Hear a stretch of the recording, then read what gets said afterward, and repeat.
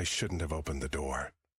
But when you hear a voice that sounds exactly like your dead brother begging to be let in, what would you do? Please. It's so cold out here. Just open the door.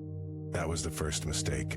The second was looking through the peephole, because what I saw wasn't my brother. It was something wearing his face. I can see you looking at me. Why won't you let me in? The voice was his. The words were his. But the smile, that wasn't human. Who are you talking to? My wife. She didn't know. She couldn't see what I saw.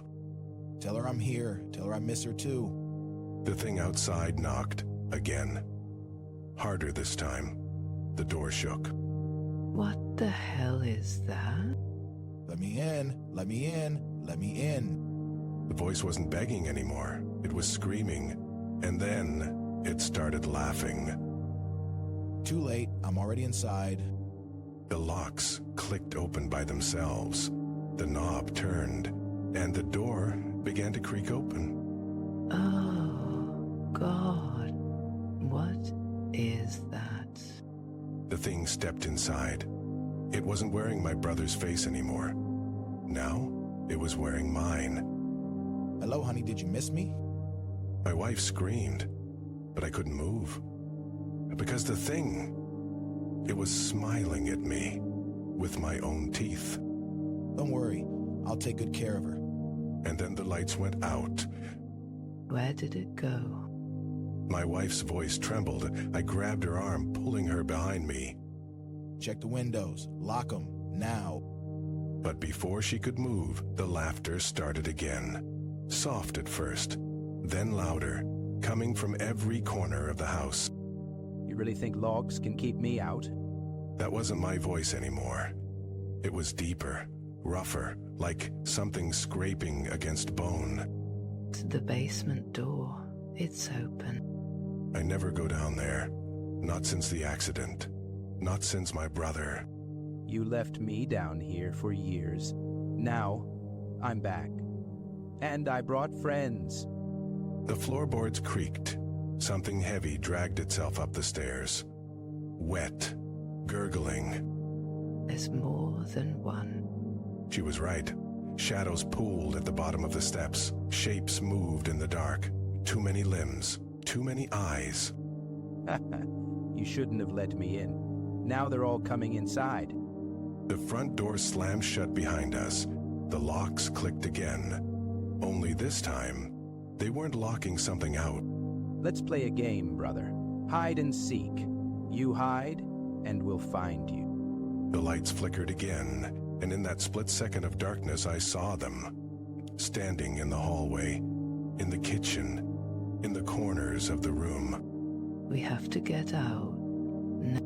I grabbed her hand and ran for the back door, but the handle wouldn't turn. It wasn't locked, it was fused shut. Tisk tisk, no cheating. His voice came from right behind my ear. I spun around, nothing there. But the kitchen faucet turned on by itself. Thick, dark liquid oozed out. That's not water. The liquid hit the sink and kept rising, faster, overflowing, spilling onto the floor in sticky black waves. The basement. It's the only way. I didn't want to go down there, but the things upstairs were getting closer. I could hear them crawling. There's something wrong with the stairs. He was right. The wood sagged like something was underneath. Pushing up. Waiting. Come down, brother. We miss you. The voice wasn't coming from the basement anymore. It was inside my head, whispering. Beg?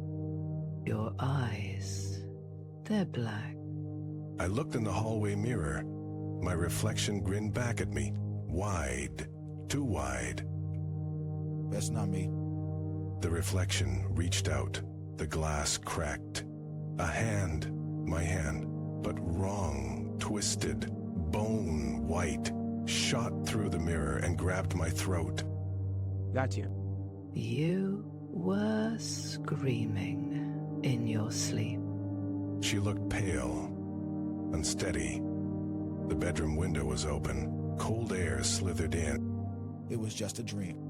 but the basement door stood ajar. And the floor, it was wet. You're still sleeping. The voice came from under the bed.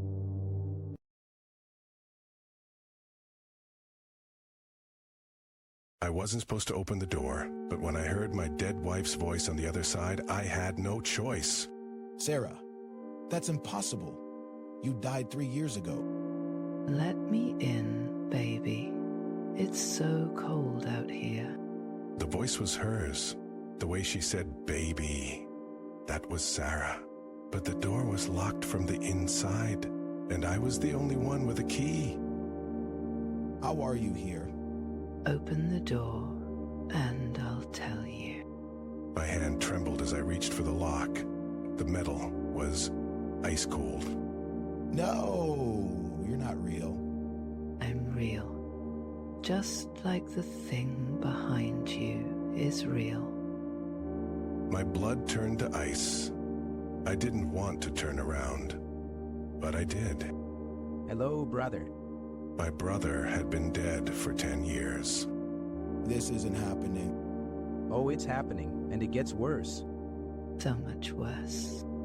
The knocking started again, but this time, it wasn't coming from the door. It was coming from inside the walls. What do you want? We want you to remember. Remember what you did. The lights flickered. Shadows stretched across the floor like grasping hands. I didn't do anything. Liar. You left us to die. The knocking grew louder, faster, like something was trying to break through. No, I didn't. Then why are we here? The walls began to crack. What the hell is happening? You know exactly what's happening. It's time to pay. A cold breath brushed the back of my neck. I spun around. Nothing there. But the air smelled like rotting flowers, just like Sarah's funeral. You're not them. You're just in my head. Then why does it hurt so much? A sharp pain tore through my arm. I looked down. Deep, jagged scratches, fresh and bleeding. Real enough for you? Stop it. The lights went out, pitch black, and then a whisper right in my ear. We're not the ones you should be afraid of. Is coming. The front door creaked open. A silhouette stood in the doorway. Tall, too tall. Its head scraped the ceiling.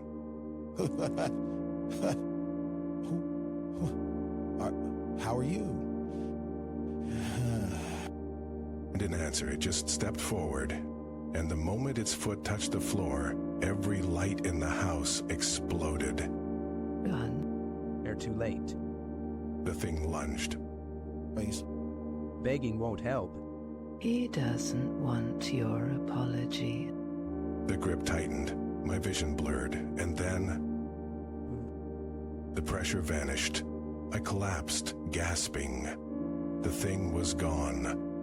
But Sarah and my brother still stood there, staring past me. He's here for you now. Who? The floorboards groaned. Something was crawling up from beneath the house, slow, heavy. You really don't remember? The well, the rope, the way you lied. A wet, dragging sound echoed down the hallway. The smell of damp earth filled the air. No, that wasn't me. Then why is he smiling at you? A face emerged from the darkness, mouth stretched too wide, teeth black and broken. Say hello, baby. The thing spoke, and then I remembered. The old well behind our childhood home. The dare, the rope snapping, his screams fading into the dark. I tried to get help. His hands closed around my ankles, dragging me toward the spreading blackness where the floor used to be. Sarah and my brother just watched, their faces empty. Now, you'll stay with us. Forever. The last thing I saw before the darkness took me was that smile. Too wide, too hungry, and the glint of an old rusted pocket knife in his hand.